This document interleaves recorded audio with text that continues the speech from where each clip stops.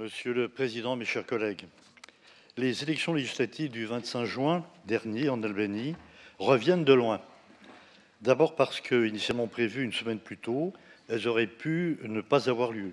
Ensuite, parce que la mise en œuvre de l'accord politique du 18 mai entre les principaux partis politiques albanais a été délicate.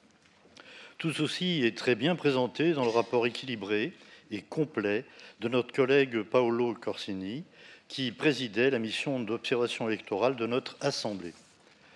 Ce rapport m'a semblé empreint d'un certain fatalisme, voire de lassitude. En effet, il renouvelle des manquements et des critiques déjà plusieurs fois adressées aux autorités albanaises lors des précédents scrutins. Certes, l'essentiel est assuré. En Albanie, les élections sont démocratiques et le libre exercice des droits fondamentaux permet la tenue d'élections pluralistes. Le rapport souligne d'ailleurs un certain nombre de points positifs, en particulier la liberté des médias, le fonctionnement transparent de la commission électorale centrale ou encore le bon déroulement du jour du scrutin. Pour autant, l'Albanie reste en proie à ses vieux démons, le caractère excessivement conflictuel de sa vie politique. Les deux principaux partis, le Parti socialiste au pouvoir et le Parti démocratique dans l'opposition, ne parviennent pas à concevoir l'affrontement pour l'exercice du pouvoir sur un mode démocratique et apaisé.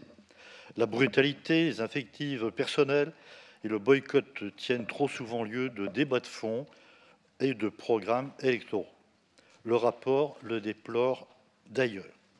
De ce point de vue, la conclusion de l'accord politique du 18 mai dernier a des effets ambigus.